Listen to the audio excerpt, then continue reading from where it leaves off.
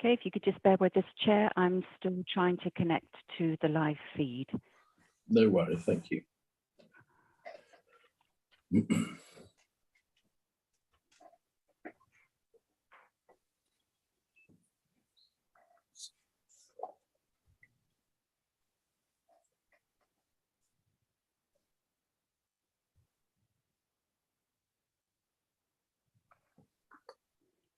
Okay, Chair, we're now streaming live on YouTube. I'll hand the meeting over to you. Thank you, Amanda. Good evening, everyone, and welcome to East Devon District Council's Cabinet meeting for the 2nd of March 2022, the beginning of Lent. I am your Chair, Councillor Paul Arnott, and welcome everybody watching the meeting via live streaming. Based on the decision of the Council to continue virtual meetings until the 11th of May 2022, may I remind both members and public attending or watching that this Council has delegated much of its decision-taking power to our senior officers. May I remind members that the Code of Conduct applies throughout this meeting. We reserve the right to remove and indeed disconnect anybody disrupting the meeting by whatever means. Please can you turn off any telephone devices or set them to silent. In the event of a break in the internet connection, please bear with us while we try to reconnect. And after 15 minutes, if we can't, we'll consider the meeting adjourned and reconvene at a later date. If you wish to comment, please raise your electronic hand and wait to be called. Anybody who would like to see the agenda, please go to our website, eastdevon.gov.uk. And we'll now start the meeting by doing a roll call of committee members here present, conducted by our DSO, Amanda, please. Thank you, Chair. Councillor Arnott. Present. Councillor Armstrong. Present. Councillor Hookway. Present, thank you. Councillor Jackson. She's offered apologies. Councillor Young. Present, thank you. Councillor Ledger. Present, thank you, Amanda. Councillor Loudon. I'm present, Amanda, thank you. Councillor Rickson. Present, thank you. And Councillor Rowland. Present, thanks, Amanda. Thank you, Chair. I can confirm your quorum this evening. Thank you very much indeed, Amanda.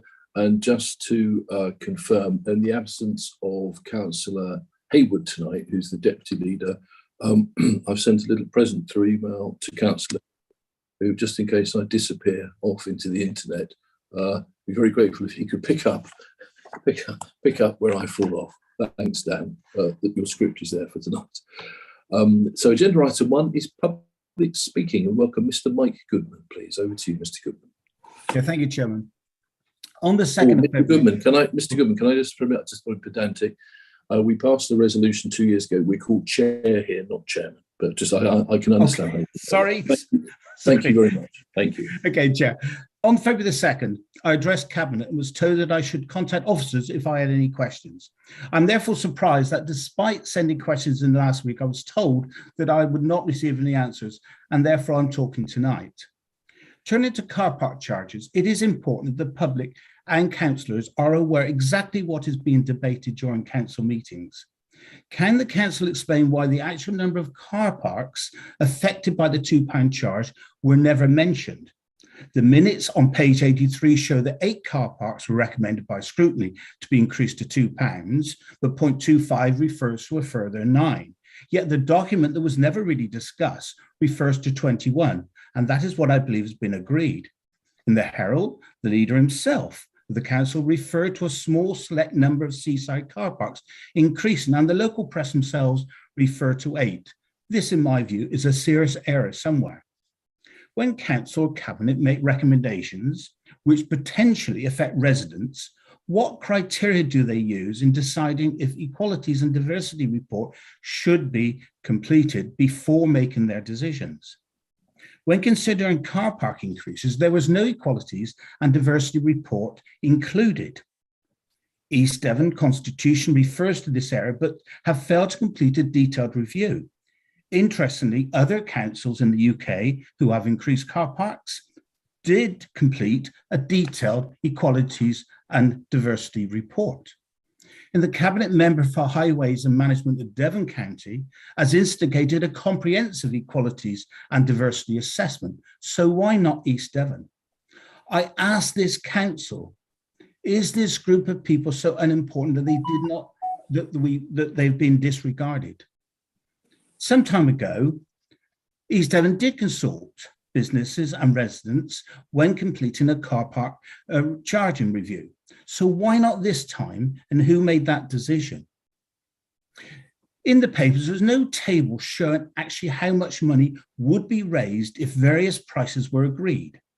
Would this not have been helpful to members in factually deciding exactly what the effect would be?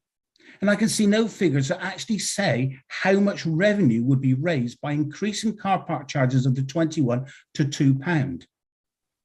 At full council, the finance officer quoted that if £1.20 is not agreed, there would be a shortfall of £1 million. Can the officer please make public how this was arrived at, and was the 20% risk taken into account? I know it's late, Cabinet, but I urge you to rethink this ill thought out change that will affect businesses and residents, and at least reduce it to the charge from £2 to £1.50.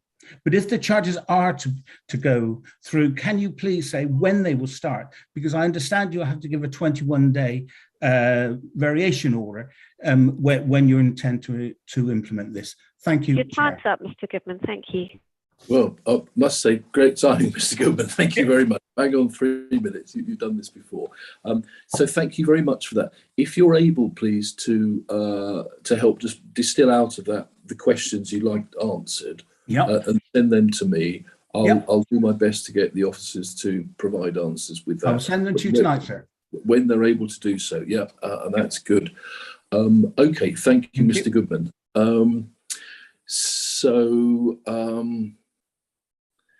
Well, on the subject, actually, let's just get this done now. I have been told from outside the council that Mr. Goodman may be seeking an apology from me, and I think it's helpful to deal with this now.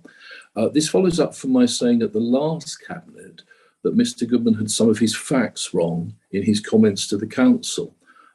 He stated verbally and in written correspondence to this council as follows, open quotes, "Trees form an important element to any climate change action plan, yet there is no reference to trees in any of the 81 actions. Why was there no reference to trees within the action plan?" Mr. Goodman was subsequently given a written answer to correct his misunderstanding, and this read as follows, open quotes, "Trees were mentioned at least 8 times. Tree planting and conservation are an integral part of our plans for the future and are referenced in our service plans. We have recently expanded our tree team and have appointed a green space development officer and an ecologist." So on the night of the last cabinet, I confessed I was a little taken aback by the confidence in Mr. Goodman's commentary on trees, because I assumed he would have read that just a few minutes later in the publicly available agenda at item 13, there was a request at 1B that we fund a tree strategy, which is exactly what we did. In the papers, which I understand he may not have had time to read, it explained as follows. The tree strategy is to build on the outline / high-level plan that is being worked on for the council's work with trees. This is an area that members have asked to be prioritised. The scope would cover trees and development, pests and diseases, e.g. changing treescape in East Devon and how we can meet this huge challenge, right tree, right place, tree planting as a carbon sink and offsetting approach to deliver EDDC climate change action plan targets, and tree wardens and parish engagement, setting up a robust monitoring framework for our tree stock. So just to re-emphasise, this is an area that members have asked to be prioritised. However, I was pleased to see that Mr. Goodman has been good enough ultimately to write to the council regarding his comments at both in writing and in person, and he has stated, open quotes, "Regarding trees, I apologise for my error." So thank you, Mr. Goodman. This was courteous, and on behalf of the officers and members of this council, I accept this apology and consider this matter to be closed. Thank you very much. May I come back there, Chairman? No, you because may not. Mr. you've Goodman. just No, quoted you one may not, item. Can you mute Mr. Goodman, please? You may come back at the next meeting if you wish. I have seen how other meetings have been conducted in which you've been involved, Mr. Goodman. So we won't do this as a boxing match. So moving on, please, to the next agenda item, which is, where are we? The minutes of the previous meeting. Now, if anyone has a comment on the sets of minutes from the 2nd of February 2022, please do this by raising your electronic hand. If I have no hands raised, I will take this as an indication that you all agree the minutes of the previous meeting. So I'm looking out for hands now. And Councillor Blakey, please. Beg your pardon, Chair. I have no reason to have my hand up and wasn't aware that it was up. So I've got the same problem. I've discovered that if I do this with my hand, I do a thumbs up sign. So perhaps you've done that or something. Councillor Steve Gazzard, please. Thank you, Chair. I just wanted to ask a question in public. Yes. I was going to bring you in later, Steve, but absolutely. Okay, fine. Yeah, of course. No. This is a good moment to do it. Thank you for reminding me. Over to you, please, Councillor Gazzard. Oops. Thank you, Chair. Firstly, can I just say it's very heartening to see that Councillor Tom Wright has got the Ukraine flag up tonight. Thank you, Tom, for that. And I'm sure we are all thinking of our friends in Ukraine, and we send them our solidarity because what's going on there is just horrendous. But thanks for putting the flag up, Tom. I've got two questions, Chair. I haven't been in very long, so I've just seen the reply that CEO has sent to me. But my questions have been raised by various members of the public to me from across Exmouth. One is Exmouth Town Hall, asking questions, when will the town hall be reopening as it was pre-COVID? I do fully understand that there is an appointment system, but this is not appropriate for everybody. I do think that we need, as a council, to be looking to going back to a drop-in centre as it used to be. And on Monday, when I was going into the side door, I was approached by members of the public saying that, this is not good enough.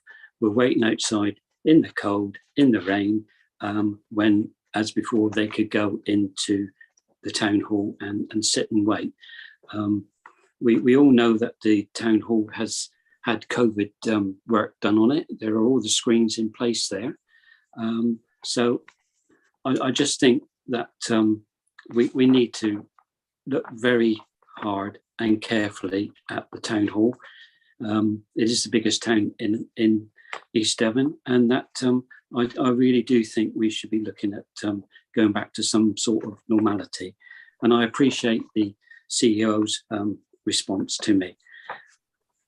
All I would say, Chair, is that it doesn't appear to be well known that people can use the appointment system, and people are left outside in the cold, in the rain, where there's no shelter, whilst they're trying to get in for appointments. So I do think that we need to really seriously think of reopening the town hall as we did in 2019.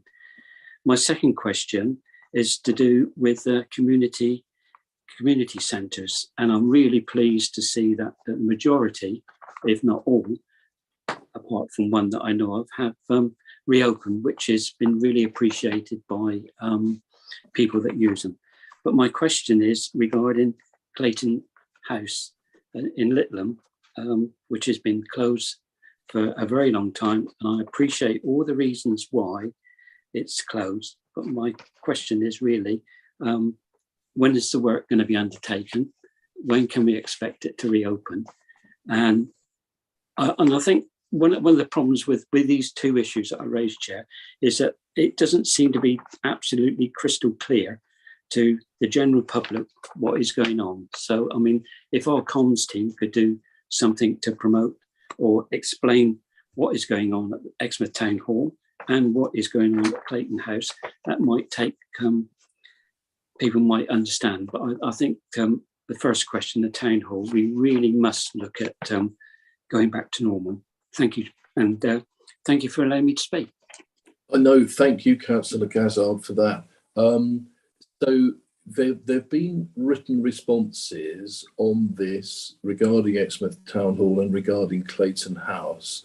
I could read those out now, or what would you like to do, Councillor Gazard, or just bank those and then we take up the issues further after the meeting? I think it might be helpful to members if they were aware of what the answers were, Chair. Okay, I'm very happy to do so. In response to Councillor Gazard's first question, our officers have responded as such, in this way. Both our main offices at Blackdown House and Exmouth Town Hall remain open for business. Where a member of the public wants an in-person meeting, we are currently trialling an approach of meeting by appointment, as this has proven to be the most effective way of responding to customers' requests. An appointment to meet with an officer at either our Blackdown House or Exmouth Town Hall offices is always available by booking this in advance with the council. Details on how to do this can be found on our website. Of course, offices are always available to speak to a resident, tenant or business over the telephone and will also engage by email or letter. During the course of the pandemic, we have found that managing demand via an appointment system means we can ensure the resident is seeing the appropriate trained officer. We do recognise that there are improvements we can make, and we're currently exploring options for some kind of intercom system linked into our phone system at both buildings. We also ask councillors to acknowledge that resources are really stretched, not just as a result of ongoing COVID response work, but also dealing with the government's new energy rebate scheme. We're currently trying to recruit additional staff, but this is proving to be challenging in the present employment market. We recognise that Exmouth Town Council may wish to operate a more traditional drop-in type approach, as that possibly reflects the needs of their client base. This is something that we will discuss further with the Town Council to see how the competing demands can be addressed. So that was the answer to the first one, Stephen. I can see there's lots to pick up from that as well. And then a much shorter answer, everybody will be relieved to know, to the Clayton House question. Although Clayton House has been closed due to COVID restrictions, there are also a number of issues around compliance that mean for the time being the centre will remain closed. There are a number of areas in the centre that are in need of major fabric and services upgrades, including a complete electrical rewire, a complete new heating system, the current one has failed, as well as some access ramped areas that have failed our health and safety risk assessments. For obvious safety reasons, we are unable to open the centre currently, but we are working hard to put a plan together to address the outstanding issues, which will then enable us to look at a reopening date. This project is unfortunately being hit by a shortage of surveyors in our property and asset team, but please be assured we are well aware of the importance of the centre to the wider community, and the project will be prioritised on that basis. So I hope that's some informational help, at least, Councillor Gazard, and let's both monitor this as it goes along. And thank you very much for your questions. So that really does bring the end to public speaking. We've covered the minutes of previous meetings. Well, we haven't actually, have we? Because we had the couple of hands up, or Kevin. So let's go back. If anyone has a agenda item 2, if anyone has a comment on the set of minutes from the 2nd of February 2022, please do this by raising your electronic hand. If I have no hands raised, I'll take this as an indication that you all agree the minutes of the previous meeting. Thank you. The minutes of the previous meeting are recommended to be agreed. I'll just do a quick item 2B. I can see Councillor Bruce Tassaram. Sorry, Bruce, I hadn't seen your hand there. Do you want to sorry, Chair. I just wanted to touch before we closed on Clayton House. If we could keep all 3 ward members updated with the progress, that would be appreciated. I appreciate and recognise that Councillor Gazard is the mayor, but it would be helpful if ward members were also kept informed, as it's something that I'm sure we all share a great interest in. Thank you so much, Chair. Okay, lovely. I'm sure that will happen, Councillor Tassaram. Thank you very much. So we now go to apologies, please. Amanda. Thank you, Chair. I have two apologies from Councillor Paul Haywood and Councillor Sarah Jackson. Thank you very much. Agenda item 4, also, Amanda, have declarations of interest. Thank you, Chair. I'll start with yourself, Councillor Arnott. I am a member of LED at agenda item 9. And other than that, I think I'm in the clear as far as I'm aware. Thanks, Amanda. Councillor Armstrong. None as far as I'm aware, thank you.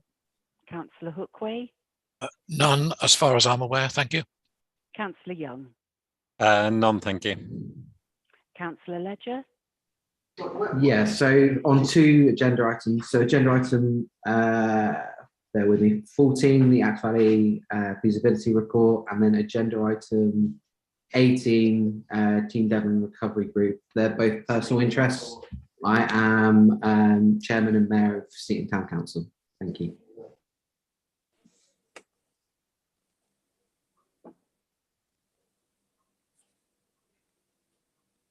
Thank you. Councillor Loudon. None, thank you, Amanda.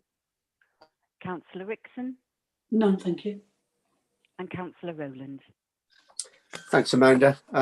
Only a personal interest, again, in respect of items 14 and 18 on the agenda as a Seaton Ward member. Thank you. Back to you, Chair. Thank you very much indeed for that, Amanda. I suppose if I'm looking at mine, I see that we've got Alison bringing forward an agenda item 14, Axe Valley placemaking. I live in the Axe Valley and a ward member for Colleton, or Collie Valley, which is in there. So I'll make a personal interest declaration there. And that seems to overlap actually with agenda item 18 as well. So I'll make the same declaration just to be on the safe side. Thank you very much indeed. Right, late items or matter of urgency. We don't have any, but there is a piece of information I would like to give all members, please, in relation to the Ukraine. This will be, it won't take a moment, but it is very important. I attended a Team Devon meeting today, and there was an agenda item, a late agenda item added about the response of Team Devon leaders and councillors to the Ukraine refugee crisis. A very good high-level 2-page paper had been prepared by Simon Kitchen of DCC. Obviously, I won't read that all out to you now, but we did agree 6 responses, which I hope all members will be interested in hearing. And this would be Team Devon's response to a shared position on this. So the first is for a shared Team Devon statement to be prepared condemning Russia's actions and committing to work together on coordinating local action across councils, including offers of accommodation, to highlight existing leadership and response regarding Syrian, Afghan refugees and wider support to those seeking asylum. Number 2 is to nominate a point of contact for each council to determine responses in line with learning from existing refugee support arrangements.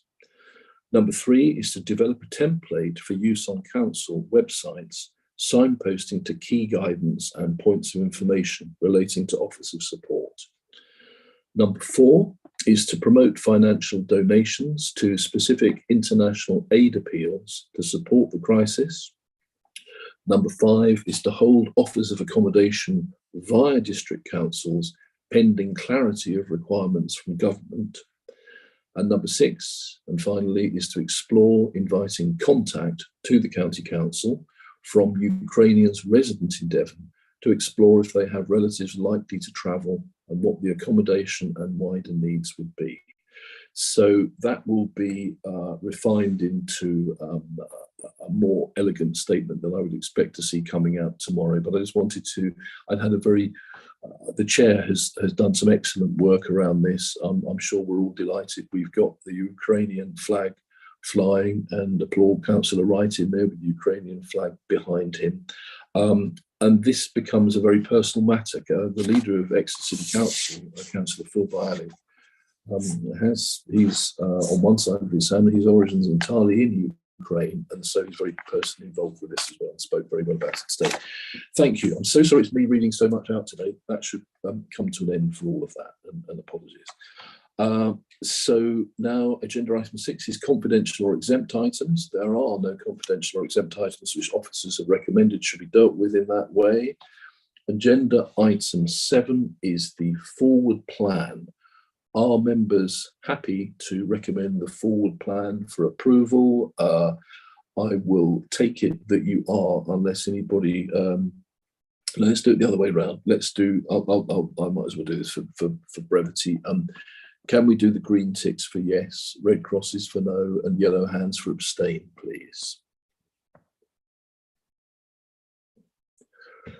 Okay, so that's clearly carried. Thank you very much indeed. Agenda item 8 are the minutes of the Strata Joint Executive Committee held on the 19th of January 2022. There's a recommendation for us, Cabinet, which can be found on page 18 of the agenda. And it is under minute 6.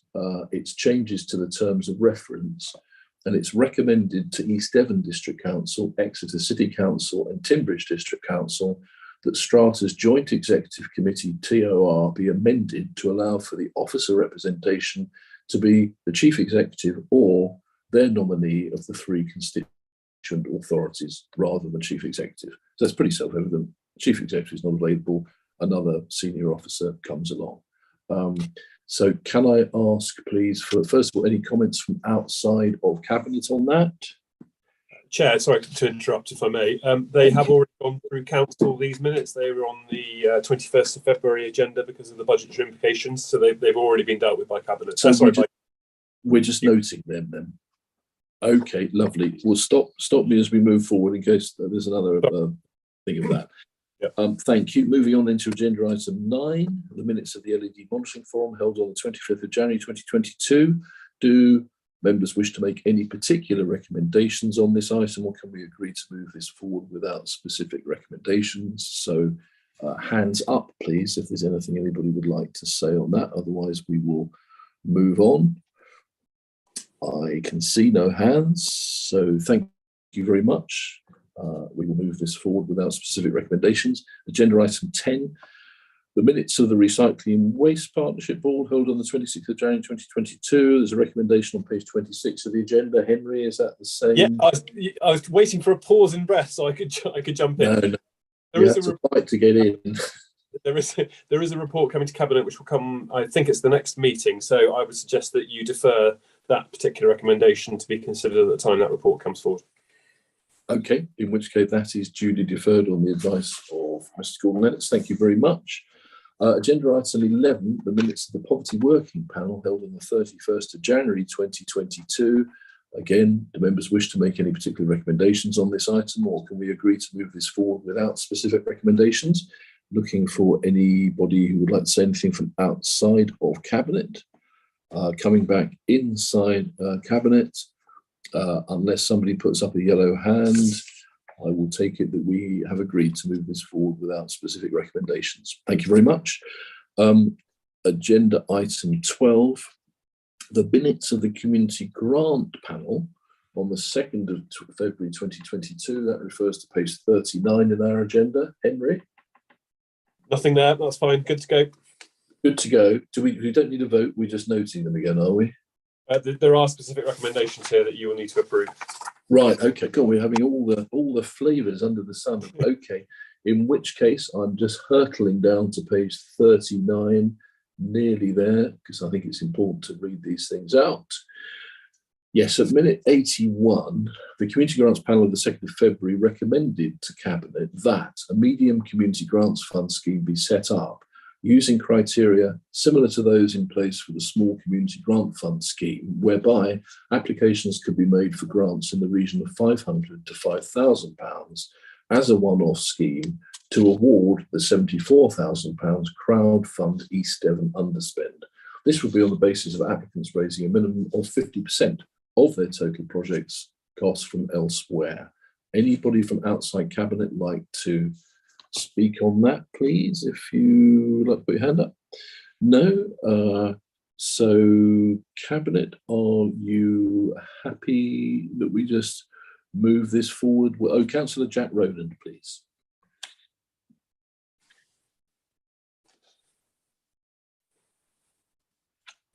Calling Councillor Jack Rowland. So I thought I had muted myself. Okay. Yeah, I just thought it'd be helpful to explain as well that Devon County Council had withdrawn from the crowdfunding scheme. So that explains why there's an underspend on this money, and why we thought it was, following a discussion at the Community Grants Panel, the best use of the remaining money as a one-off to offer that out to grant fund applications, as explained in the recommendation. Thank you very much, Councillor Rowland. That's very helpful clarification. Coming back out to Councillor Paul Miller, please. Thanks for letting me in, Chair. I just had a question to anybody that attended that meeting, because I couldn't attend, and I know it's on YouTube, but I haven't found any reference to it. There's reference in the recommendation to the fact that groups have to raise 50% of the funding before getting the grant. I just wanted to ask members who voted for that what the rationale behind that, because I'm just worried that some of the groups that really need that money, such as, so like I could name a number in my town, aren't able to raise that money elsewhere. And it would be great if, I mean, this funding, the reason we've had to, the Community Grants Panel recommended a different form of funding this money is because it hasn't gone out yet through another source, which was the Devon Crowdfunder. So I just want to ask members, are they sure this is going to be successful? Because if there's any time that a lot of groups need it, it's now. I'm just concerned about this 50% that has to be raised elsewhere. And I just wanted to ask members, are they totally sure about this? Yes, so Councillor Miller, thank you. But so before I ask for further comment from appropriate members, I can see where you're coming from. This is how it's always done, isn't it? When you have grant funding that's to encourage, community projects and whatever, that you're asked to look for match funding from a parish council or a local business or something. I'm not sure whether it's applicable here, but I wasn't part of this this panel, so interested to hear. Councillor Rowland, are you happy to sort of pass a comment on that of some kind? Yeah, I mean, the same criteria was being used as exists with the crowdfunding. So that was why the same criteria were used, as we thought that was the fairest way to go forward on this. I mean, if we actually find in practice that we're not receiving the applications coming forward to use up all of this money that's remaining, then we can always revise going forward if we find that's the case. Okay, thanks, Jack, very much. And in normal schemes, I can see how it's an important discipline. You can see that. But Councillor John Loudon, please. Thank you, Chair. As one of those who was involved in this meeting, I just thought it might be useful if we look at the last bullet point above the recommendation, what Councillor Rowland's just explained is set out there. But I'm just turning my notes back to my notes of the meeting, and this whole discussion around this matter. This was quite a lengthy, and I'm sure Councillor Rowland will correct me if I'm wrong. I'm sure it was a fairly lengthy, detailed discussion amongst the half a dozen of us or so, if I remember, 5 of us who were there, and I think we spent quite a while kicking around the different ideas, the different options, and this is the one we eventually settled on as a consensus. And as I say, I think the rationale for it is there in that last bullet point, as Jack's related to. Okay, so unless there's an appetite for us to amend that, can we just note, let's come to Councillor Jeff Pook. I imagine you were there as well, please. Yes, I was there, and I think the rationale, although I was quite happy to continue with the crowdfunding, but the basis is we wanted money to be shared funding, because that brings in community value, whether it's through a community crowdfunding or whether it's through other community input. It's important that there always is an element of shared funding, because that gives the value. Okay, thank you for that, Councillor Pook. I've got a hand for Councillor Blakey as well. Sorry, Chair, it's the same thing again. Are you? If you do that, sometimes it does. The thing does that. Yeah, that's it. Then that. No. Okay. Well, don't worry. I'll keep calling. I'm giving off too much negative energy, I think. No, we've got a Cranbrook thing later, haven't we? So yeah, okay. So, Councillor Megan Armstrong, please. Thank you, Chair. Yeah, it's just to follow on this. I mean, I know that the crowdfunding system can be, I tend to agree with Councillor Miller, it can be very complicated, especially for small groups who have never had to do this kind of thing before. It's complicated, it can be long-winded, and I just worry about that. But I'm hoping that I've understood Councillor Rowland in that if that doesn't work out and there is some money still left, that would still be available for groups that are struggling. Have I understood that correctly through you, Chair? Thank you. Yes, please, Jack. Thank you. Thank you, Councillor Armstrong, for the question. Yeah, as I said, if we find through the course of using this remaining money and the applications that come in, if we find that for some reason the scheme isn't working as we envisaged, then we will obviously look at it again and potentially revise it. Okay. Make sure that remaining money is used up. Yeah, good. Okay, thank you very much. Thanks, Chair. Thank you. That does look like a sensible way forward. Councillor Steve Gazzard, please. Thank you, Chair. Yeah, I fully support what Councillor Miller and what Councillor Megan Armstrong has said.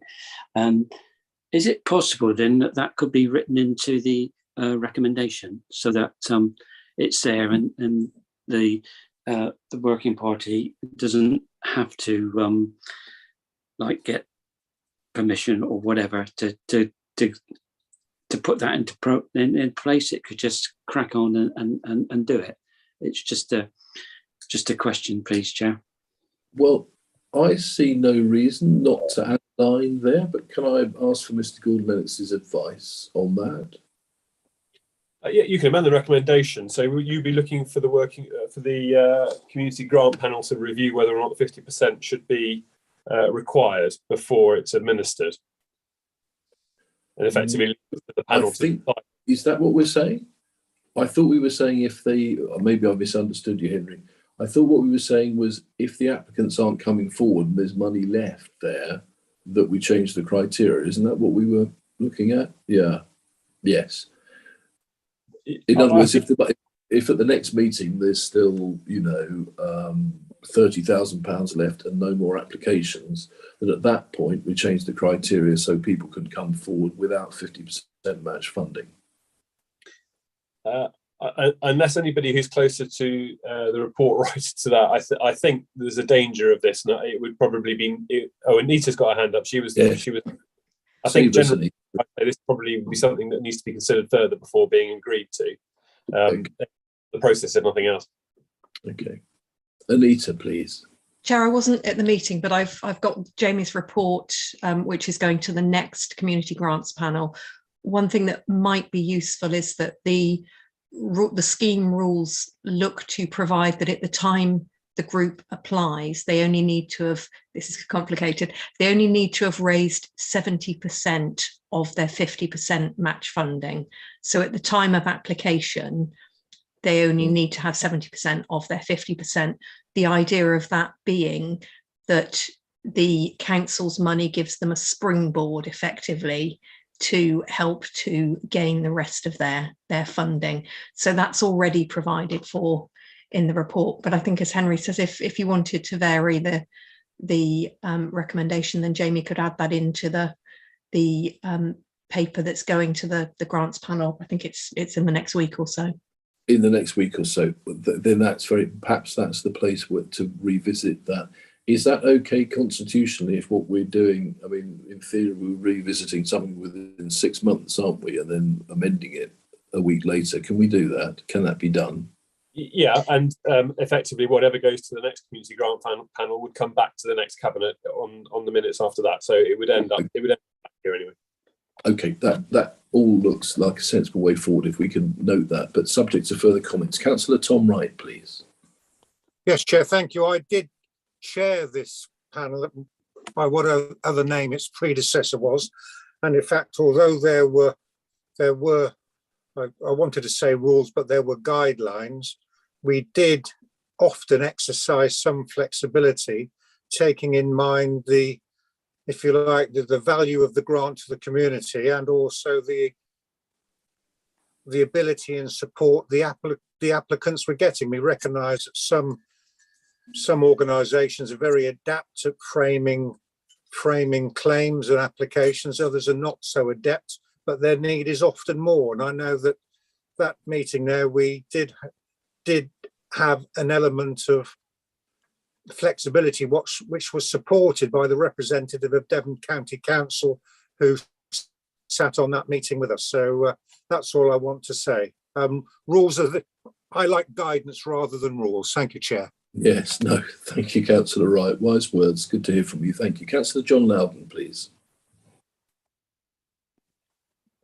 Chair, I just wonder, given that Councillor Rowland, myself, Councillor Parr and Councillor Pook are all in this meeting tonight, and we are members of that panel, whether we take away, hearing what Anita said about there being a further report from the officer Jamie, that we take away what we have heard, and we are then able to feed it into the discussions at the next meeting when the further report comes forward.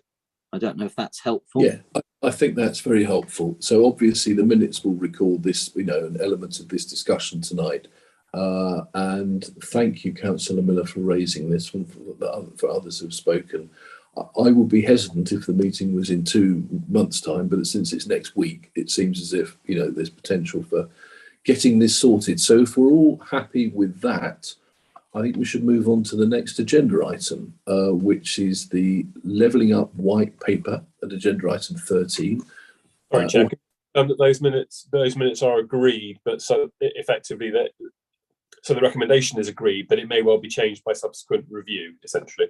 Yes, correct. Now, if anybody, any members of Cabinet have a problem with what Henry's just said, please raise your hand. No, that's fine. Thank you very much for that advice.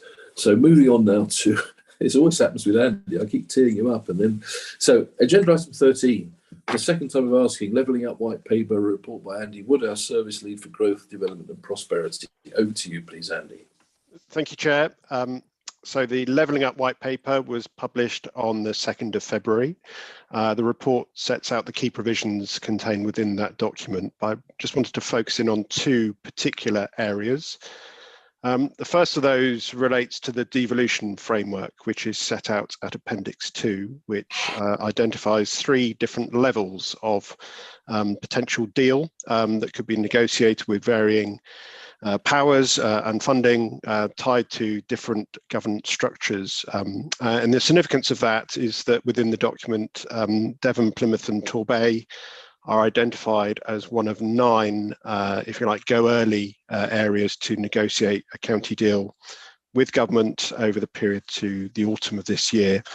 And so obviously that's very significant going forward. The second area is around the UK Shared Prosperity Fund.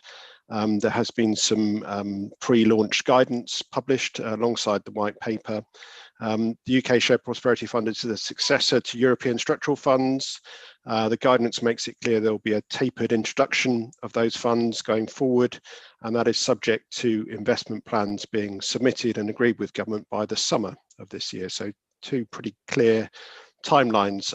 Just to highlight, if you like, a critical difference between those two items in terms of the role of districts. On the first one, you can see from paragraph 4.2 of the report, it is in theory possible for a county deal to be negotiated without the agreement of the constituent districts, albeit that there has already been clear statements, I think, through the Team Devon approach about how that process will be negotiated. On the flip side to that, East Devon, alongside other districts, are identified as a key delivery geography in relation to the UK Shared Prosperity Fund, and there will be, in contrast to some of the recent kind of more competitive bidding rounds, a direct allocation of funding to the district in terms of if there is a convincing investment plan to help guide that investment. So two quite distinct and perhaps contradictory roles there for districts emerging from the provisions of the white paper. Just turning to the recommendations, the real core of those are around perhaps 2 and 3. First around, recommendation 2 around influencing the devolution deal that is coming forward over the next 6 months or so, which could be of seminal importance for the district going forward. And in that light, recommendation 3 identifies some potential ingredients which members might want to consider that could register within that deal in terms of paragraph 4.5 of the report. The last point, just to emphasise, really relates to the final recommendation. This is very early days in terms of how this work is progressing, how Team Devon engages with Plymouth and Torbay as well. And so it seems right that there's a recommendation that a further report comes forward to Cabinet as that process develops over time. Thank you, Chair. Thank you very much indeed for that, Andy, for distilling an incredibly complicated and genuinely daily evolving subject.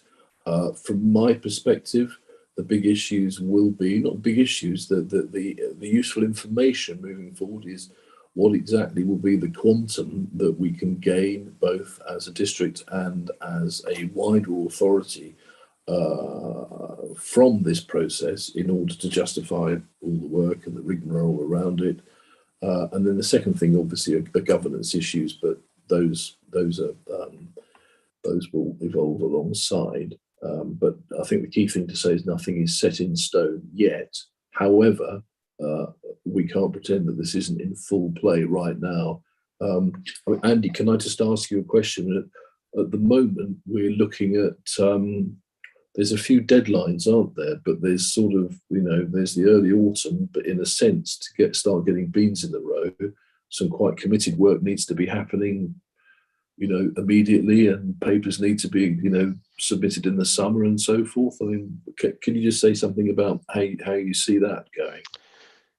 Yes, so the first deadline is around the UK Shared Prosperity Fund, when it's pretty clear that potentially by, say, June of this year, we'll have to have a draft of a plan that speaks to the 3 key investment themes around community and place, business, and potentially skills as well. And that will need to be developed potentially, and there are choices here within a framework that covers Team Devon. So rather than having 8 very different investment plans, there's some kind of overarching framework that is agreed. Given the timescales involved within that, from my experience, that coordinating framework would have to be agreed within a matter of weeks, and certainly ideally by kind of April time, in order to allow the drafting of those documents and specific proposals to come forward in a coherent and coordinated fashion. Obviously, then there's the question about how that also works alongside Torbay and Plymouth. So it's no mean feat to start coordinating that activity. Obviously, I think as a result of the pandemic, Team Devon has fared well over that period. There are established working groups there already. But nonetheless, I think for me, certainly around some of the funding or flow of funding, that work will need to start very, very quickly. Thanks, Andy, very much. So can I open this out now for questions or comments? Let's go to Councillor Joe Wibley, please, first. Hi there. I'd like to apologise for being kind of this is a huge issue, and the point I'm going to make is about a very, very small part of it. So I'll get it out of the way. In 3.2 of the report, it speaks about the government exploring the possibility of transferring control of taxi and private hire licensing to combined authorities, or in our case, the upper tier authorities. I don't see how. I've obviously not read all of the white paper, and I don't see where that fits into it, or why they've picked on that particular thing. And in my mind, it's splitting up a service just for the sake of it. We got a core people of the licensing team in East Devon who are very skilled at this, and they have combined sort of legal advice and everything, which all works for the team. They do that. They do alcohol. They do strip clubs, gambling, all of the different aspects of it. I don't quite understand why the government are planning to just move up one of them, because you're duplicating teams. You'll need 2 legal advisors and everything. So I just like that noted, really. Thank you. If I can just say, the Sir Humphrey wording there, well, written by Andy, actually. Sorry, Andy. Government will explore the possibility of transferring, etc., etc. I agree with Councillor Wibley. What on earth would anybody want to do this for? But Andy, any comment on that? Yeah, I forget the page reference. I think it might be from the top of my head, page 174 of the white paper. He said dangerously, but there is some extra explanation given as to why that change is being mooted, and that is because of the county role as the transport authority, as taxis being a form of public transport, and that allowing greater coordination of overall public transport provision and services. I think that was the justification. That makes perfect sense. Thank you for that, Andy. Cheers. Okay. Thanks, Councillor Wibley, for raising that. Councillor Paul Miller, please. Thank you very much, Chair. So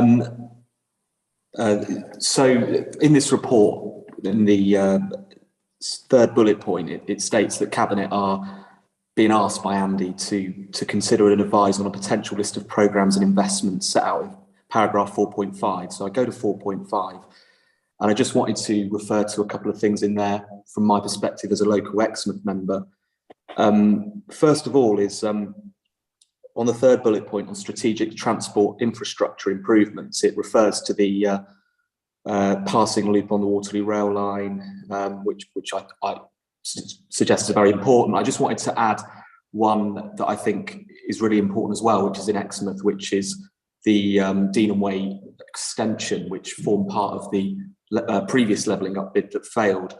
I represent Exmouth Holston ward, which is the gateway ward to Exmouth, and we've had a huge amount of development in that part of the ward without any infrastructure. And a huge number of residents are very, very concerned about the traffic issues that are going to be caused by all those developments up in the north side of Exmouth. It's a significant concern, and I hope that we're able to represent those concerns of the residents. It really is significant, and that's partly why it was part of the previous levelling up bid. And in fact, the Goodmore's Farm development, which has gone through with 300 houses being built there, was actually predicated on the basis that this Dean Way extension was going to be built. So it's a real concern. Second of all, obviously, in the first bullet point, it refers to the regeneration programme for our coastal and market towns, which obviously has to be a huge priority. And in Exmouth's case, the potential for culture-led regeneration, which I know you, Chair, are taking a big involvement in. I'd also like to add the importance of the regeneration of the High Street in Exmouth, which has fallen into a terrible state over the last decades. I believe somebody was telling me that Councillor Gazzard used to count the increasing number of empty shop fronts. It's in a real state, and Councillor Howe mentioned in a previous strategic planning meeting that when we're looking at development in Exmouth, we need to look towards the town centre for actually affordable housing development. We need to look at the town centre and regenerate it, because at the moment it's in a really depressing state, and I just think I'd just like to think that those two elements I've just spoken on there will form part of any representations you make, Chair, as part of Team Devon up to government when it comes to our county deal. And I note what Andy said. The districts don't have a huge amount of power here to influence, which is a shame. That's what the Secretary of State has done. But we must try nevertheless, and I hope you take those points on board. Thanks, Chair. No, thank you, Councillor. I certainly will. Two points there. At the moment, within the Team Devon setup, although what the government seem to be laying the sort of pipework for is for districts to potentially become less and less relevant. As things stand, we are extremely relevant. There are lots of us. I'll leave it at that. The other thing to say is, I think we'll have some good news coming forward through the next Queen's Drive delivery group meeting. Councillor Hookway and I were meeting with Jerry Mills, our new officer, on that, and the absolute intention will be, if it's approved, that the work of him and our committee concentrates now as much on the town as on the seafront. So that'll happen. Councillor Steve Gazzard, please. Thank you, Chair. Yeah, I'd just like to say I'd like to echo what Councillor Miller had to say. I have the same sort of reservations as he has. I'll be absolutely honest, I haven't read the white paper yet. Trying to get it in large print is really, really difficult because it's a huge document, apparently. I mean, forgive my naivety, Chair, but so we're teaming up with Torbay and Plymouth, so we're allegedly all in this together, looking after what we think is best for our residents. It might be a silly question, but what is to stop Torbay or Plymouth saying, blow you, Devon, we're going to go with what we've been offered or our plans, and we dip out? And I think Andy might have said something about that there is something in the report, and I'm just trying to find out where it was, but I can't see it at the moment. But I just want some clarity that there's not going to be a breakaway by Torbay or Plymouth, and we're going to be left high and dry and end up with nothing. Well, I will come back to Andy and give him 30 seconds to tee up an answer to that. My understanding is that it's actually rather the other way around, that Plymouth and Torbay have been quite keen to come in with Devon. So that's the sort of working hypothesis, but it's not as yet a done deal. You know, work is being explored on that, but I don't know. Andy, what can I ask you for a comment on that as well? Yeah, I'd probably point towards the extract from the white paper that's set out in paragraph 4.2 of the report, and there's two particular aspects there. One is around population size. So I think Torbay and Plymouth combined would be somewhere around 400,000 population. So it would be shy of the at least 500,000 that's set out in that paragraph. The other is around, if you like, functional geographies. So you'd have two geographically separated authorities with a kind of travel to work area in between, but no deal covering those in between aspects as well. So I think for both of those reasons, it wouldn't perhaps feel very coherent. Thanks, Andy, very much for that. And Councillor Gazzard, I would be astonished if there's a single person here apart from Andy who's read the entire thing, but I stand to be corrected. Councillor John Loudon, have you read the entire thing, John? I take the fifth on that. But I know a man who has, and he's doing a good job here. Now, the serious thing is thank you, Andy, for bringing this to the attention of Cabinet and obviously to the wider membership as well. This levelling up set of proposals isn't necessarily something that this council sought or wanted, but we've got it and we're going to have to work with it. We have no choice. And I share a bit of Councillor Gazzard's anxiety about what some of our other neighbours may or may not do, because we have no guarantees at this point about what anybody will do, and sometimes in this situation people look out for themselves ahead of other people. So we've just got to keep our eyes and ears open. I'm quite pleased though that at this point across Devon we seem to have come to the view that we don't wish to have an elected mayor. So that's at this point it is a unifying. I can see Councillor Miller disagreeing with that, but at this point it is a unifying thing. If we look at the recommendations in the report, and yes, we need to keep this under review, and I'm sure we will be coming back to this matter a number of times between now and the end of the year, one way or another. But if you look at paragraph 4.5, where we have already got some ideas to feed into the county deal, I think you've already responded to what Councillor Miller said about Exmouth, and I note what he has said, and that no doubt is something we're going to have to think about as we try and refine what we put into what will be a bit of a bidding war, won't it? Even more so than currently, but we haven't exactly fared well so far on our levelling up bids, have we, Chair? So we need to reflect on that. So, yeah, I think this is the beginning, the opening salvos, and be interesting to be able to bring some further, more specific and concrete information to members as it evolves. Thank you, Councillor Loudon. I can imagine this needing to discuss an aspect of this next month's cabinet as well. At the moment, these are talks about talks, really. Councillor Marianne Rickson, please.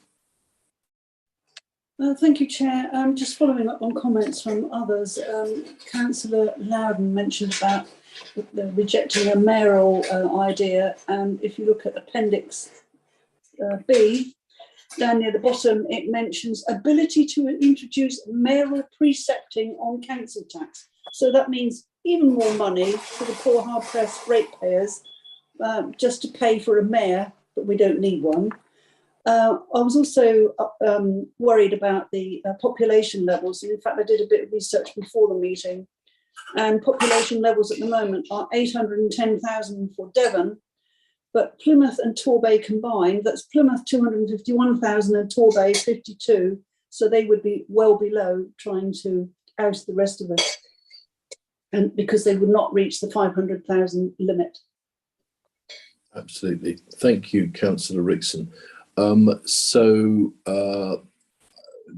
We don't want to go into a debate about what a mayor or mayor isn't, but what I can tell you just objectively from the meetings is there isn't at the moment any appetite to have a mayor at all. There's none. I'm mindful of Councillor Miller's predilections in this respect. It doesn't seem to be on. Doesn't seem to be on at the moment, Paul. So we'll see. Well, we won't see. I don't know there'll be one. Okay, right. So I now need to ask members, please, to vote in favour or against the recommendations in this report. I think that's what I'm doing, aren't I? Where are we? Yes, that's exactly what I'm doing. So we've seen the recommendations. So can you do your green ticks, red crosses, and yellow hands, please, on that? And that looks, I tell you what, Amanda, what I'm going to do is ask you to do this in future, because I can only see 9 people on my screen. So, Amanda, do we have a vote in favour? We do, Chair. That's 8 votes in favour of the recommendation. Thank you. Well, I've learnt my lesson. I'm not going to try and do this on my own again. So tee you up for next time. Thank you very much. Right, thank you for that, Andy, and lots more to come on that, I'm sure. So next now we go to agenda item 14, please. The Axe Valley Feasibility Report, Placemaking Projects and Potential Levelling Up Bid.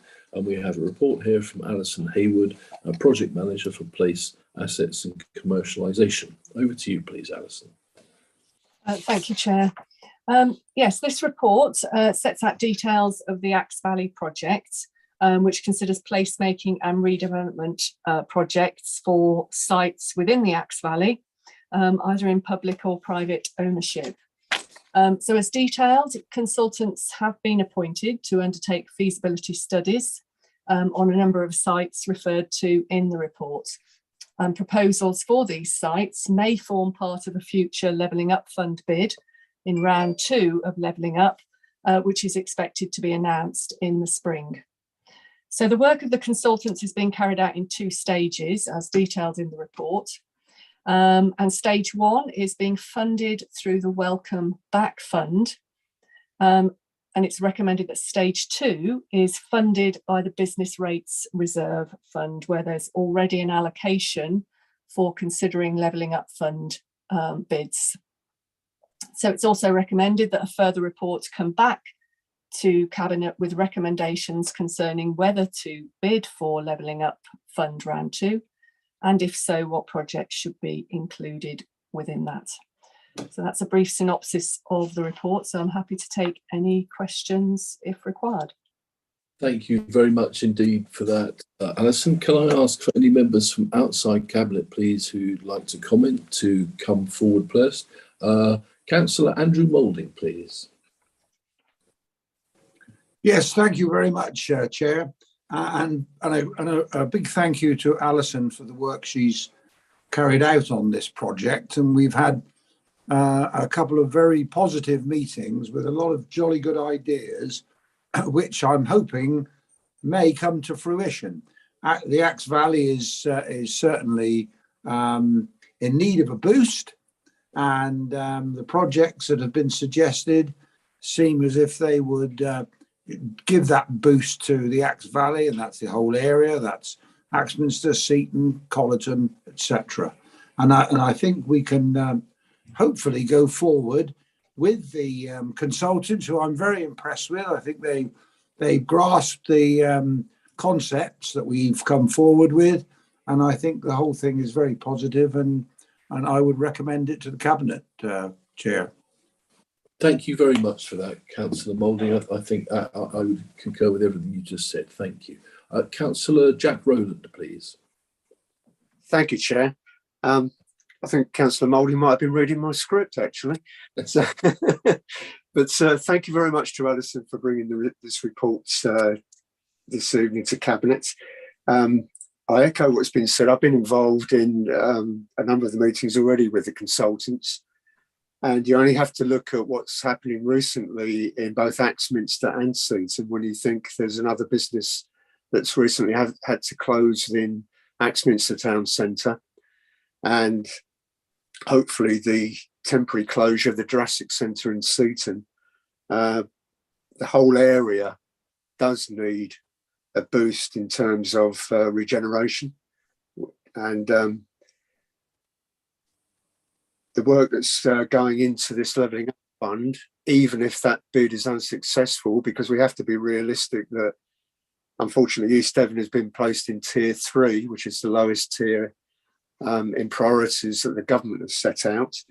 But I see that the work that's being carried out by the consultants that would hopefully bring forward a very good report that we can consider will stand us in good stead for being able to explore other funding routes, even if the Levelling Up bid happens to fail. So as a member of Cabinet, can I actually move the recommendation that's on the agenda paper? Absolutely. Thank you very much, Councillor Rowland. Happy to accept that. So Cabinet, can we now please go to a vote on... Oh, no, I'm not going to do this again. Amanda, can you help us go to a vote, please? Yes, Chair. Councillors, if you can cast your vote. Green ticks in favour, red crosses against, and an electronic hand if you want to abstain. That's unanimous in favour, Chair. Thank you very much, Amanda, and thank you so much, Alison. We look forward to working with you on this, and thank you for your work so far. So moving on now then to agenda item 15, which is regarding energy services company for the Cranbrook expansion areas.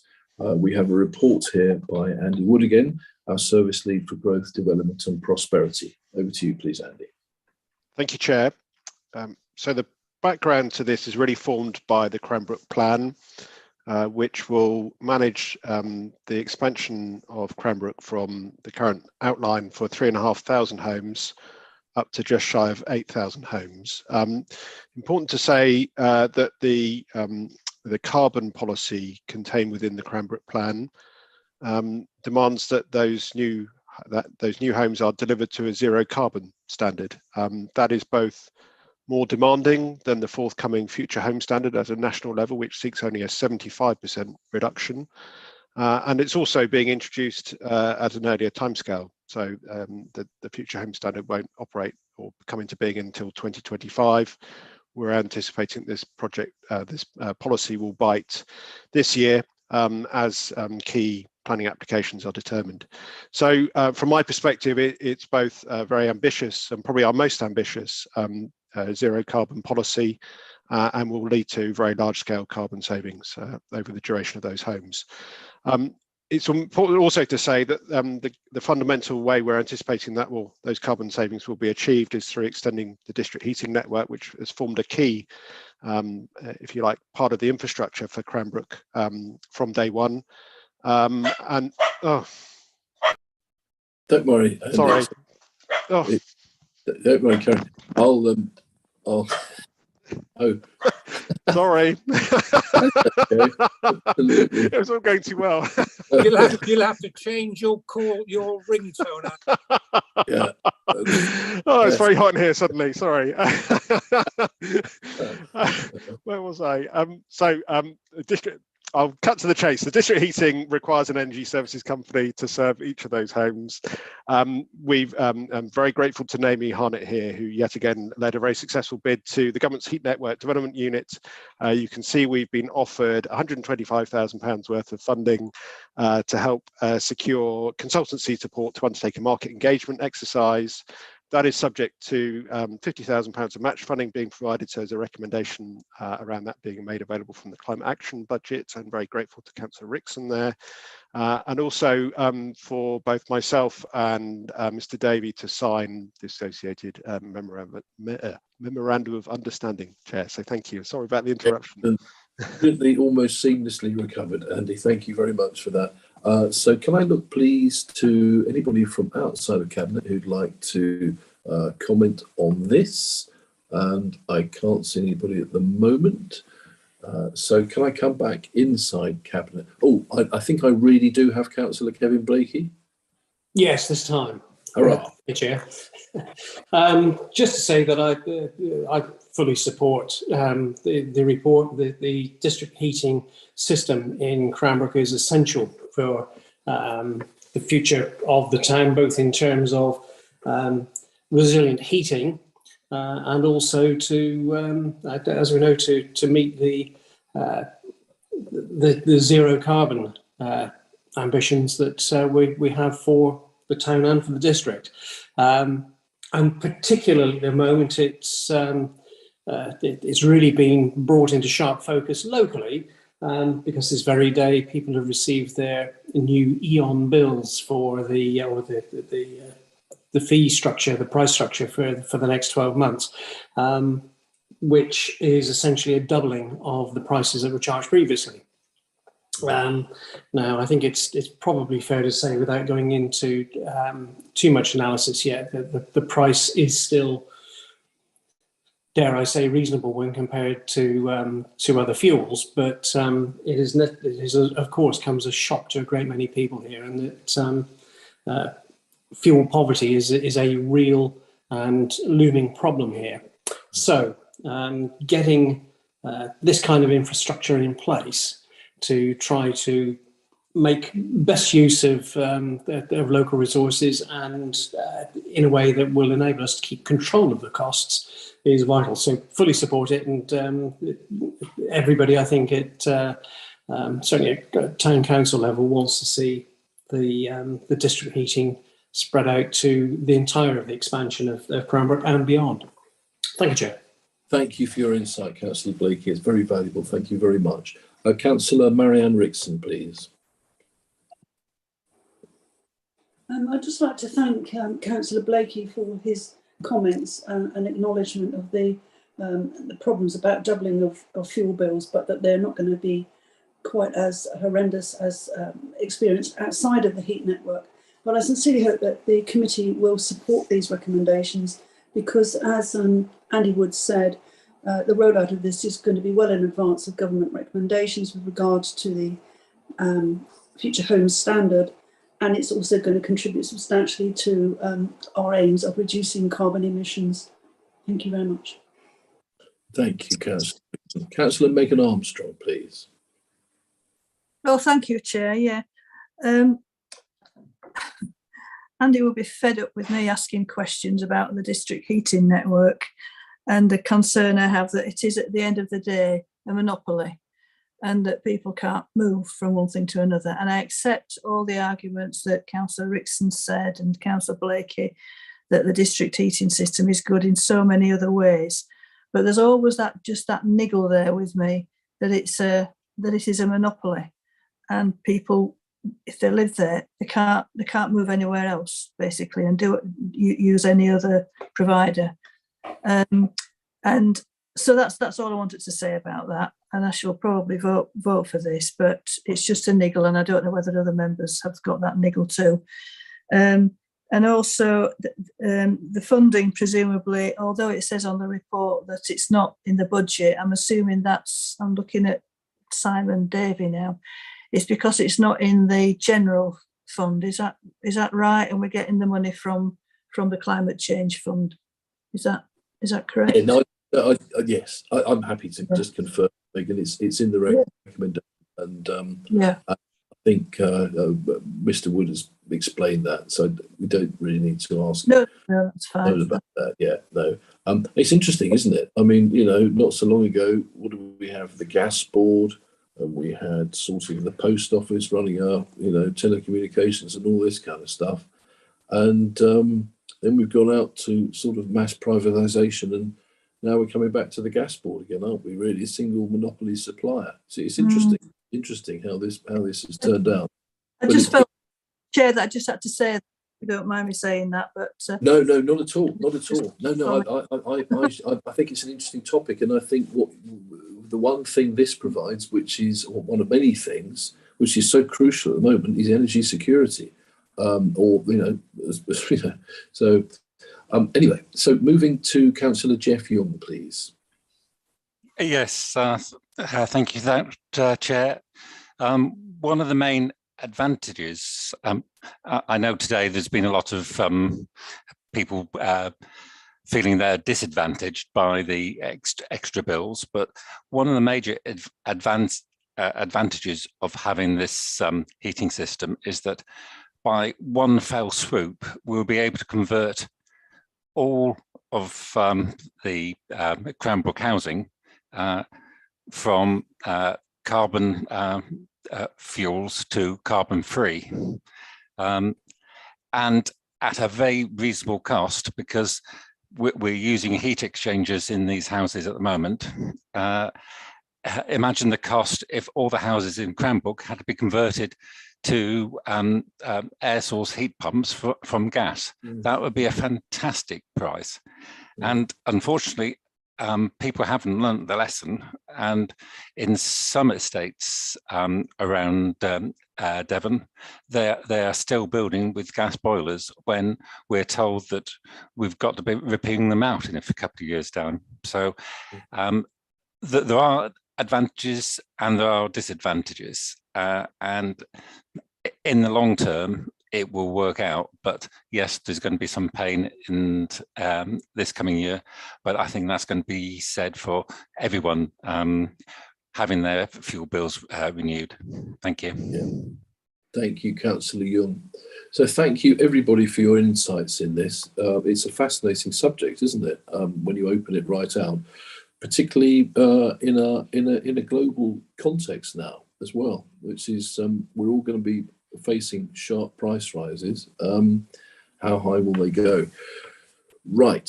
Thank you very much for that. Amanda, could you please take us to a vote, please, to accept the recommendations that have been put forward on page, and I've got it here. If I can make the thing go down, on page 54 of the agenda. Yes, Chair. Councillors, if you could vote in the usual way, please.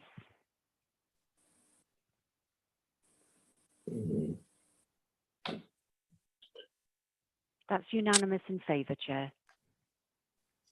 That's brilliant. Thank you very much, everybody. Thank you very much, Andy, for that report. We now go to agenda item 16, our annual review of public health priority actions, which took place in the year 2020 to 2021. And we have a report here from our Public Health Project Officer, Helen Wareham. Over to you, please, Helen. Thank you very much, Chair. Good evening, everybody. I'm grateful for the opportunity to come and tell you the latest report of our public health work. Just a quick reminder, most of you will have heard me say this before, but for anybody who hasn't, by public health, I always mean physical health and mental well-being, which I think is quite important. Just to recap for everybody, we have a public health strategy which is evidence-based and underpins our work. And then we have a cyclical process of planning ahead what we're going to do, monitoring that progress, and then reviewing it. So in a few weeks' time, I'm hoping to be able to bring you the implementation plan looking forward to 22-23. But at the moment, what I'm presenting to you is the review of 2021.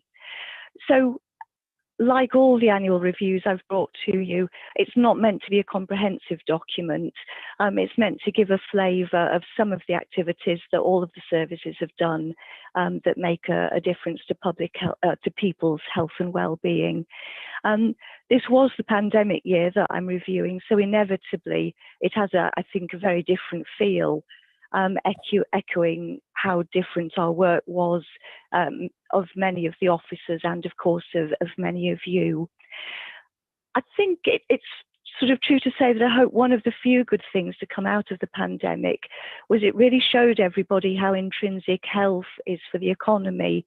And I think that's perhaps sometimes, I'm talking nationally, not district-wise, I think that's sometimes been overlooked.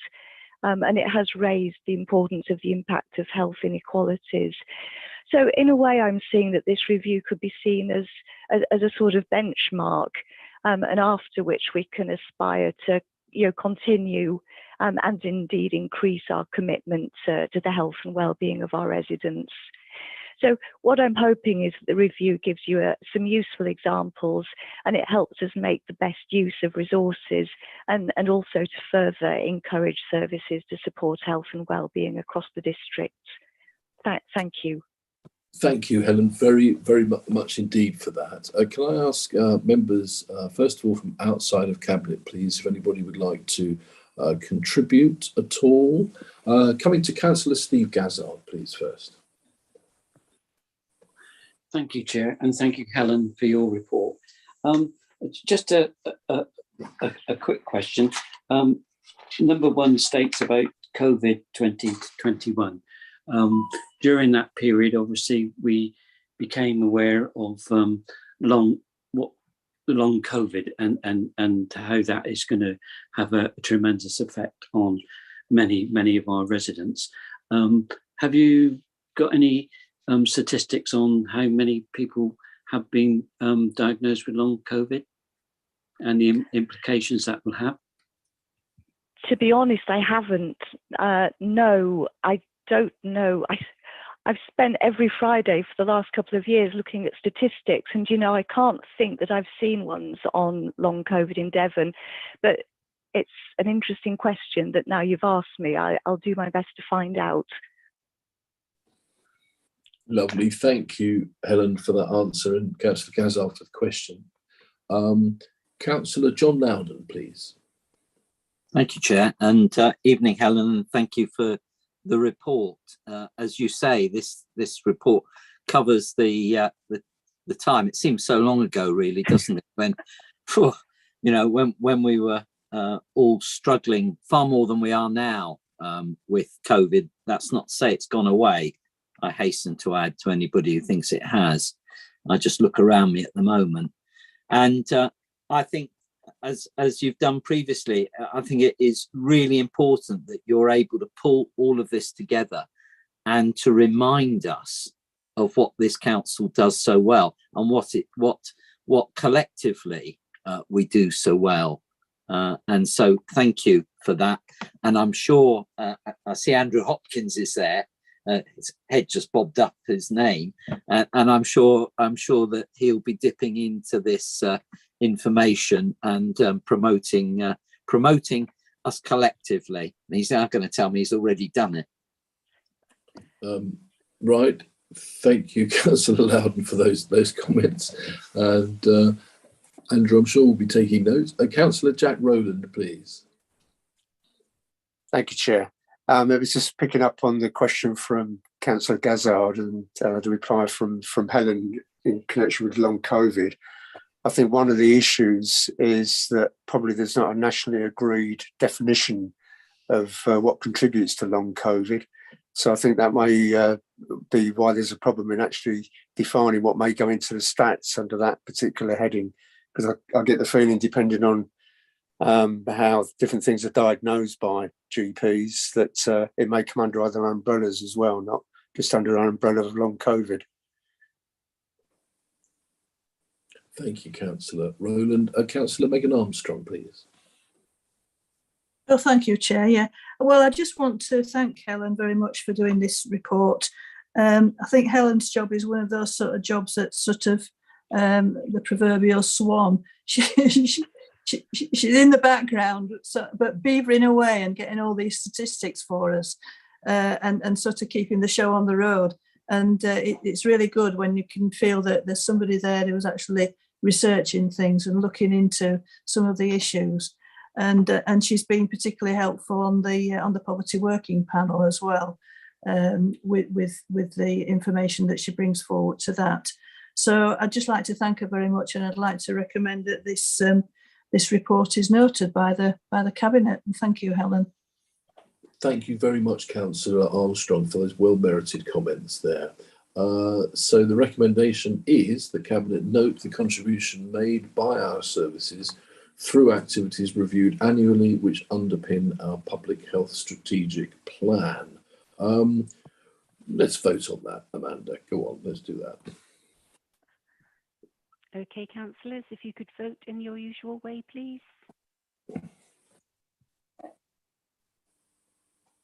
And that's unanimous in favour, Chair. Thank you very much indeed, Amanda. We go to our penultimate agenda item now, which is 17, a contract with PPP Night Owl update. And we have a report here from Joe Garford, our service lead for housing. Over to you, please, Joe. Sorry, rookie mistake. Forgot to take myself off. Okay. Good evening, everyone. Yeah, this is an update report that was requested to us last September, when we last brought the Home Safeguard PPP Night Owl contract to Cabinet. As you will see from the report, the situation that actually led us to putting PPP in place in the first place has not actually changed. We have tried successively to recruit. The last attempt was last September. Again, we didn't manage to actually get anyone. I just think nights are just not particularly enticing for people currently. We had conversations with our colleagues in HR. They felt that it would be not the best option to go out and just offer the same job again, that maybe what we needed to do was review the job description, all of that sort of thing. So that's what we're planning on doing. So the basis of this report tonight is basically asking for your support for us to extend the current contract that we have with PPP for a further year. to give us a chance to do that work and to enable us to have the resilience that this service requires. So that's it in a nutshell. I can see that there are some hands up already. So yeah, happy to take questions. Thank you very much, Joe, for that and for the comprehensive report, which I've read thoroughly. And personally, I'm extremely reassured that this doesn't represent any kind of thin end of the wedge towards this happening in perpetuity. We're dealing with circumstances at an incredibly difficult time as they are. So thank you for your work on that. Coming out, please, to Councillor Paul Miller, please. Thanks very much, Chair. I was recently invited to visit one of our tenants, Sue Dawson. She lives in my ward, helps edit this council's Housing Matters tenant magazine, has previously served on the Housing Review Board and thus has vast experience and knowledge of our housing service. In raising the issue of home safeguard with me, among other matters, I've become really concerned that tenants are no longer being informed about, let alone being consulted on, these kind of changes. In the past, such as with previous tendering with the Housing Repairs Service, tenants were at the heart of shaping how their service was run. Not anymore, I'm told. Separately, some of us have received a really disturbing report from our leading tenant representative, who is the Vice Chair of the Housing Review Board, who was referred to tenant consultation as a shambles. The Labour group stands with tenants. Turning to the report Cabinet has in front of it, it states that the council is not outsourcing the service. Although it's only part of the service, it is the view that the Labour group, this is still outsourcing. Outsourcing isn't always wrong, but this isn't outsourcing to a charity or a not-for-profit organisation, but to a giant multinational private insurance company, AXA Healthcare, where there are shareholders profiting from the contracts they get. Our tenants who pay for this service every month now have no say over the fact that a proportion of their money now goes to those shareholders. There is no idea among the tenants, nor myself, about how the call handlers performing these services are treated in terms of their conditions, their motivation to support our tenants. Do they work locally? Where are the offices? And no survey has been undertaken on how tenants are finding the service now it's being outsourced. Our neighbouring Labour authority in Exeter have kept this service in-house permanently and have recognised the value of it by advertising it at a higher grade. Given that this is such a unique and valued service, I have to confess my deep-seated personal disappointment that the paying conditions for this role has not been more urgently reviewed. There aren't any other parts of the council being outsourced, so there was, I feel, a special case with looking at the wages of the call handlers here. Even if that were not possible, the lack of consultation with the tenants and communication to councillors who have council tenants living in their ward has fallen short. And tonight's report, like the one before it, comes as an unpleasant surprise. But everybody knows that the challenges of COVID will make it tougher to employ at the current grade anyway. I'm not disagreeing with that. But I have to say the most depressing part of the report was the news that one person was able to find alternative work in a supermarket for the same wage, but without the responsibilities and more challenging working environment of the Home Safeguard Service. Home Safeguard should also be a rewarding role, and we should obviously be paying what our neighbours Exeter are to do it. So I'd like to put on record my complete opposition to this proposal. This kind of outsourcing has been discredited nationally, whether temporary or permanent. All I can do is beg Cabinet to do everything within its power not to allow this part of the service to be outsourced beyond next March, and crucially, to involve tenants in bringing this service back in-house and reforming it to meet their needs. Thank you, Chair. Thank you very much for that, Councillor Miller. Is there any part of that, Joe, that you'd like to respond to, or shall we hear from a few more people first? I mean, I think we need to just recognise that this was done as an emergency situation. We could not recruit, and Home Safeguard is such a complicated little service. It does an awful lot of things for an awful lot of people. And it's quite simple that actually, if we can't deliver the service overnight, we cannot deliver the service at all. So I think that, it's not a decision that was made lightly, but it was the only decision that we could make at that time. Otherwise, the service would have ceased. And PPP have delivered an excellent service for us. So, yeah, I'm happy to take further questions, Paul. Yeah. Okay, thank you, Joe, for that. Forgive my ignorance here. We've got a statutory obligation to provide this service, don't we? It's not something. No. We don't. Okay, thank you. Coming to Councillor Steve Gazzard, please. Thank you, Chair.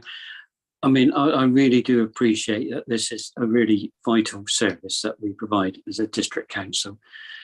But I too am concerned about the way that this has gone. And I understand the reasons why we had to make a quick decision on how to keep the service going. But my grave concern is that, as Councillor Miller said, is that why we haven't done any comparison with Exeter City Council in regards to the way that they value their staff. And I'm not saying that we don't value our staff for doing this service, but I am really, as a trade unionist, and I have to declare that, I am really not happy that we could be on the way of privatising this service. And I know you're shaking your head, Joe, Yeah. And I appreciate that, but that's what it looks like from the outside for me. It's what I would call creeping privatisation, and I, you know, if I had the opportunity, and it'll go to council. If it goes to council, I think I should have to seriously think the way that I vote on this, because and again, I've had comments made to me that there's been no consultation with the people that actually use this service, and that seems to be a retrograde step. I don't know why we're not consulting with the people that use the service, and why we're not also consulting with the trade union movement to see, you know, what we can do about maybe increasing the wages. And I think that's got to be the way forward. And well, that's what I like to say on that, Chair. But I've got grave reservations of this, and I appreciate what Joe said and what you said, Chair, about it's going to be reviewed again. But I really do hope that we will do proper consultation with the people that use the service, consult with the trade union movement, and see how we can move this forward really quickly, so that we're not going to be pushed into as with this company. It's not a local company. It's a major company, and we're propping up shareholders. That's just my personal view. But and as I said, I do declare that I'm a trade union member, and obviously I got deep ingrained concerns about this whole issue. Thank you, Chair. Thank you, Councillor Gazzard, very much. And just to reassure you, you know, what you and Councillor Miller have said has been heard. And thank you for bringing those comments forward. Councillor Maddie Chapman, please. Thank you, Chair. As this is part of my working life, or it was, I would just like to flag up a red flag. A lot of people seem to think that the other person on the end of the phone, it's just night duty. I would like to think that if we're having it in-house, that people have some qualifications that actually know what the client on the other end of the phone is going through and what they actually need. And like the gentleman that is no longer doing this job and is stacking shelves, it is an awful lot of responsibility. And it's not just someone on the end of the phone. They need to know what they are doing. So it's going to be hard for East Devon as a council to interview people for a job to answer a phone if you don't know what qualifications you want them. So it's a lot more complicated than people actually think than bringing it in-house and getting someone to do a night shift. They have to have some knowledge as well to make it safe. Thank you, Chair. Thank you very much, Councillor Chapman, for your insight as well. Every comment like that is valued very much. Thank you. So coming now to within Cabinet, starting with Councillor Jack Rowland, please. Thank you, Chair. Although this is not a statutory service, it is vital. And I want to make my position clear. I am totally against outsourcing, but we were faced with an emergency situation here. If we were talking about awarding a longer contract than has been mentioned in this recommendation, I would also be against that recommendation. But we are talking about a relatively short-term contract here, which in effect would be no different if we had to perhaps try and get temporary staff in from within our own resources and not relying on a third party. So on that basis, I would support this recommendation, but I want to make it clear, and I'm grateful for the report coming forward because this was asked for because of the concerns that were raised originally about whether this was a thin end of the wedge in terms of outsourcing. I think as well, we are undertaking an overall staff review of salaries and grades anyway. Yes, and we I are. think it needs to be incorporated into that because that is essential, and it'd be interesting to see what comes out of that in terms of recommendations. So thank you, Chair. Okay, thank you very much, Councillor Rowland. I'll take a couple more, well, I've got 3 more actually, but Joe, do pipe up whenever you want to, if there's anything you'd like to add in. Okay, Councillor John Loudon, please. Thank you, Chair. This report is disappointing. The report itself isn't disappointing. The issue is disappointing because if you look at the very beginning, the report talks about 6 overnight call handler posts are now vacant. But I think it was 2 when we had the last report. It was 2 or 3 from memory. It was 2. Yeah. 2. So the situation has worsened, and so we have to do something. And of course, the ideal opportunity is to appoint permanent staff to fill these posts. But I'm very clear from what I've heard that we haven't been able to, for whatever reason. And I think we need to be careful because as people talk about, words have consequences. This is not privatisation. This is not outsourcing, as Councillor Rowland's just talked about. And I see one of my colleagues is rolling his eyes, but this is a fact. As Councillor Rowland was talking about a second ago, this is the same situation we would have if the receptionist post at Blackdown House, for example, was vacant and we couldn't fill it. We would go to a temp agency. Now, I'm not a great lover of temp agencies, but sometimes you've got to do that in order to keep the show on the road. And that's what we're doing here. And so I think colleagues need to just be careful in bandying around those phrases because it then starts sending wrong messages to people. Now, I would love it if we could just say, let's pay more. Just paying more, one, isn't always the reason for why posts can't be filled. Secondly, and we've talked about this before, when you've got a reward structure, you've then got to look at how you frame a job, how you then compare it to other jobs. So as Jack said a minute ago, we have got the reward review ongoing. And at some point, we're going to then look at all the jobs we've got, and we have to think about how we keep this particular, as people have talked about, well needed, much needed service going. And if the only way we can do it in the relative short term is to do this, then I feel I've got no choice but to support it. I would, as I said, I'd much rather we were saying we're going out and we're recruiting permanent employees to this, but let's stay with this for the moment, and let's hope that when we come back to have the next report, we're able actually to have some positive news. If not, then we're going to have some serious thinking about what we do. Thank you, Councillor Loudon, for that. We've got 3 more speakers. So coming first back outside of Cabinet, Councillor Tom Wright. Tom, please. Thank you, Chair. And I don't want to be controversial, but I totally sympathise that some jobs, certainly jobs in care, jobs like that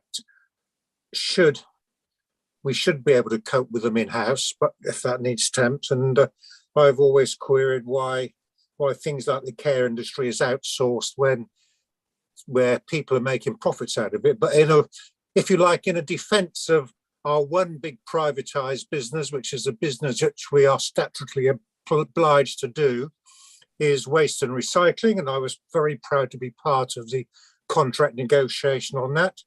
If we compare that to our colleagues in the West Exeter City Council, who are in private, their waste and recycling service is far worse than ours by any measurement. It's not that long ago when, because of industrial action, they had sacks of rubbish piling up in the streets of Exeter.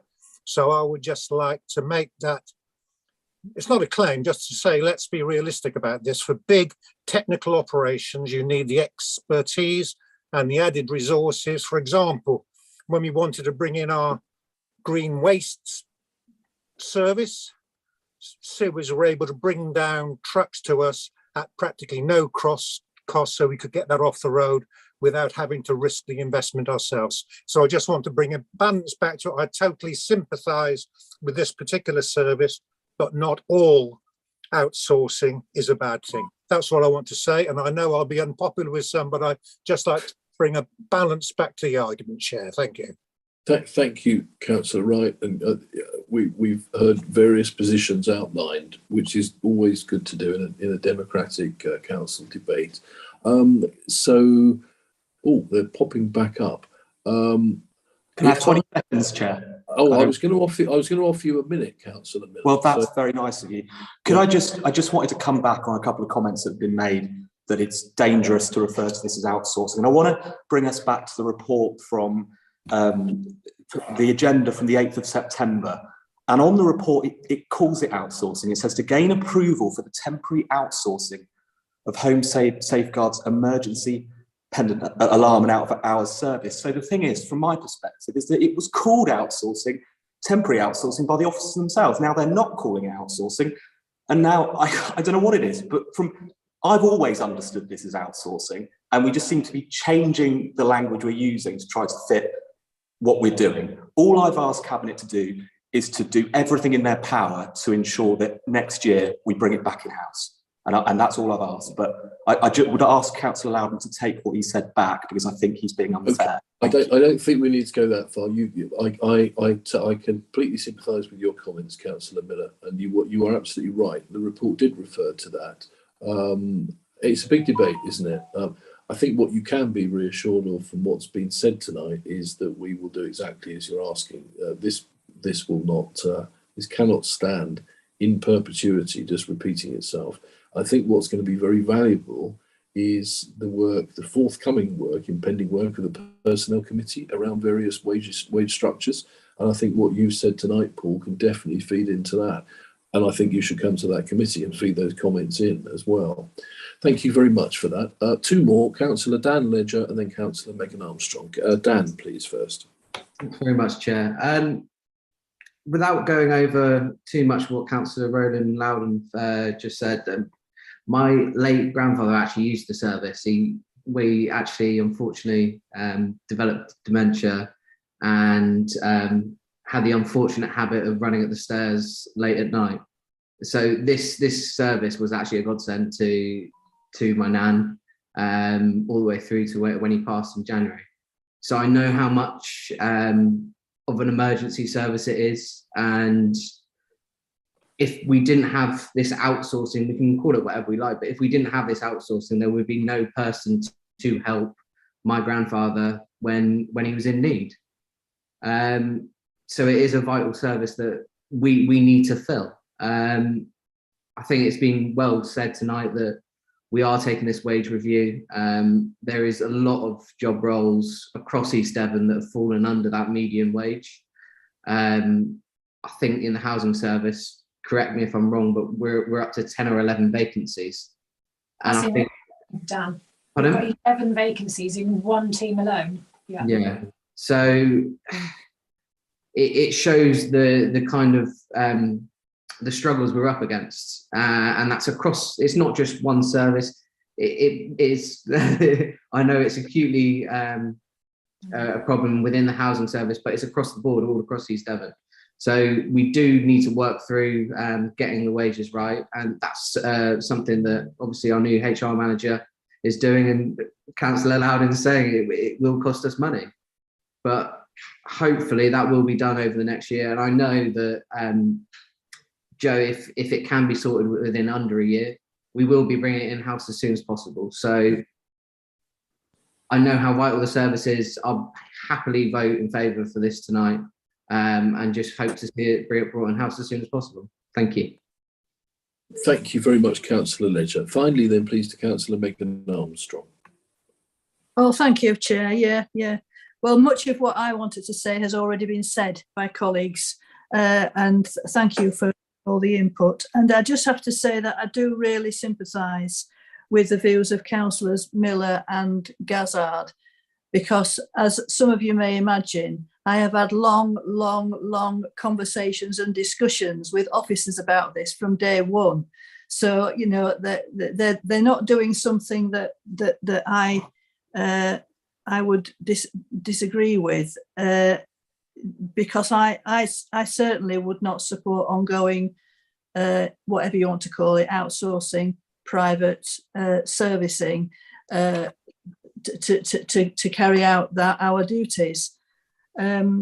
So I just wanted to reassure them that, as far as I'm concerned, and certainly I think I can speak for all the officers, certainly Joe and John and the senior officers, we will do our very best to ensure that this situation doesn't carry on any longer than it has to. But the other side of it is, what options are there? You know, what option? It's Hobson's choice, basically. You know, we don't have any other options at the moment, and so I think we just have to bite the bullet. And from what I understand, and Joe has said, you know, that Night Owl are doing a good job, and we have to be grateful for that. You know, they're carrying out the service as well as we would expect them to, and it's a difficult situation. I understand that. But we will all do, I'm sure all the Cabinet will also do all we can to make sure that this doesn't carry on any longer than it has to. So thank you for your comments anyway, but you've got all my sympathy. Thank you. Thank you very much. Thank you, Councillor. Joe, would you like to come back, or are you happy at the moment? I think the only thing I'd like to say really is that, you know, we are really aware that emotions run very high about this service. They do for us as well. It is an absolutely key service. A lot of people rely on it. I can absolutely assure you, there is no desire to outsource this service. At the moment, I do consider it to be a service that's delivered in partnership. And that partnership is facilitating a continuation of that service. It's not a watering down of it or anything like that. The other thing, and I know we're not necessarily talking money, but there is a significant budget impact of employing 6 more night staff. We're not going to get that for £48,000 a year, which is what we're currently paying Night Owl.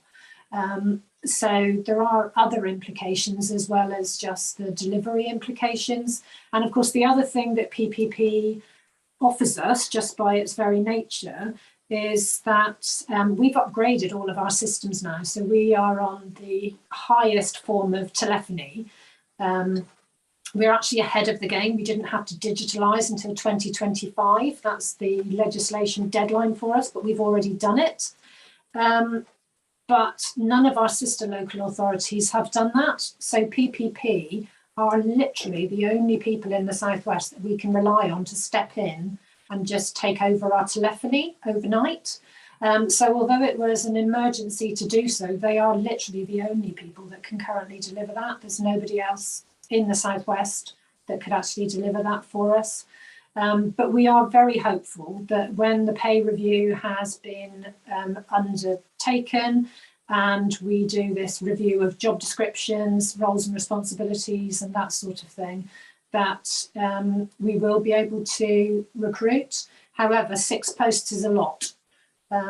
So it may be that we're coming back to you and saying, what is it that you actually want us to do if we can't recruit to those posts? But that is certainly our intention to do so. Thank you so much, Joe. What we always need from officers is open and thorough information and explanation. We've had that from you tonight. Thank you so much. Can I also just say, forgive me if it's patronising, what is that wallpaper? I don't know what it is in the background there. It's the mural. It's great, isn't it? It's just my favourite background for any meeting I've been in the last 2 years. So I'm awarding you the prize. It's absolutely gorgeous, he said. Anyway, sorry about that. Right, Amanda, we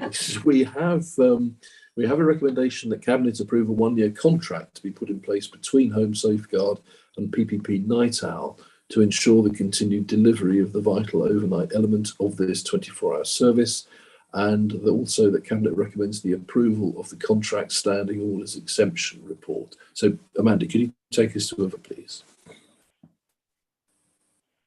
Yes, Chair. Councillors, if you could vote in the usual way, please. Unanimous in favour, Chair. Lovely. Thank you very much indeed for that. We now move on to our final item, agenda item 18. Team Devon's Recovery Group, Devon Place Board, Coastal and Market Towns Urban Renewal Phase. We're hearing again here from Alison Hayward, our Project Manager for Place Assets and Commercialisation. Over to you, please, Alison. Thank you, Chair. So this report sets out the work of the Team Devon's Recovery Group that focuses on coastal and market towns within the county. It sets out the details of their work that is aimed at tackling the long-term and immediate decline in some of Devon's underperforming towns. And of the 8 towns that it has identified to focus on, 2 of those are within East Devon, Axminster and Seaton. As part of their work, they wish to undertake specific projects focusing on these 2 towns, where they will identify strategic regeneration plans for the towns and assist in establishing project groups of local stakeholders to be involved in establishing the plans and visions for the town. There's no direct funding requirement for the council to support the Devon County work. Instead, there's some funding, match funding through the Welcome Back Fund and the Axe Valley project, as discussed earlier, and in-kind contribution through staff involvement. And the recommendations are set out in the report. I'm happy to take any questions. Thank you very much indeed for that, Alison. Can I ask, please, for any contributions from outside of Cabinet first, please? Councillor Andrew Moulding, please. Yes, Chair. Well, it's very similar, obviously, to the previous report that we had, and the report does actually mention the risk of some crossovers and duplications, and we must try and avoid that, obviously. And so I hope, and Alison may be able to answer this, is how are, for instance, our consultants who are working on the previous project we discussed, are they involved with dialogue with the Devon County team group on this? And if so, how does it dovetail together? Thank you, Councillor Moulding. Alison, can you help us with that, please? Yes, they are working together. We've had a meeting with Hardesty Jones, who are the consultants for Devon County Council's work, and with Avis and Young and their team, who are working on the Axe Valley project. So an initial meeting to share information about the respective briefs for each team, and they are certainly going to be in contact with each other in respect of the work that they're doing. I think the particular crossover could be in feasibility work on projects. So the Axe Valley work is being undertaken first, and that information will be shared with the Devon Place Board team. Thank you very much for that, Alison, for the question, Councillor Moulding. Coming into Cabinet now, please, Councillor Jack Rowland. Thank you, Chair. I'm getting really worried. I'm sure Councillor Moulding must have access to my scripts this evening, but exactly the same point I was going to make. I mean, especially when we're talking about establishing project groups, Because there are two different sets of consultants involved, I think it's absolutely essential that there's a great deal of synergy amongst the stakeholders being involved on the same people being involved on both of these, to avoid any divergence of opinions, because so far the work that's been carried out through the previous subjects on the agenda has demonstrated that everybody is very much on the same page about what we're trying to achieve in the Axe Valley. And I welcome this work from Devon County Council, but firmly of the opinion that there doesn't need to be a divergence of opinions about this, and there does need to be that cooperative stance being taken about the work going forward. Absolutely essential. Thank you very much. Thank you, Alison, for the work you're doing on this one and bringing the reports to the Cabinet. Thank you. Forgive me for interrupting then. Thank you very much. Councillor Moulding, I've still got a hand showing for you. Yeah, it's kind of you to let me speak again, please, Chair. All it really was a question for Alison. Is the work that is potentially being driven by Devon County, is it on Devon County responsibilities such as highways specifically, rather than the work that we've talked about with the consultants on the other project, which are dealing with the economy and business units and that sort of thing? I mean, is there a change of emphasis from each of these projects? Thank you, Councillor Moulding. Alison, please, if you'd like. No, it's not particularly focusing on highways at all. It is more economy based, town centre based, and considering improvements that could be made, particularly in town centres. So if you see the Hardesty Jones report, that has a section on Axminster, for instance, because that was one of the initial pilot and case study towns from their work from last summer, which that's the report that relates to their work last summer. And so that identifies the kind of focus for the work in the town centre. So very much placemaking and the local economy. There was just one further point I wanted to respond to. I think just to clarify for Councillor Rowland, the establishing of the project group, whilst that is something that's a feature of the Devon Place Board work, there will only be the one project group for each town. That's the recommendation. So that I know we've already had a stakeholder event for the Axe Valley work. We wouldn't seek to set up two different groups to be reporting to. It would just be one group moving forward. So thank you for that clarification, Alison. Is that okay for you, Councillor Rowland, as explained there? Okay, thank you very much. Right, excellent, brilliant. In which case, Amanda, please can you take us to a vote on the recommendations as stated on page 80 of the agenda? Certainly, Chair. Councillors, if you can vote, please. Unanimous in favour again, Chair. Thank you. Thank you very much indeed, Amanda. In which case, I am very nearly glad to end the meeting.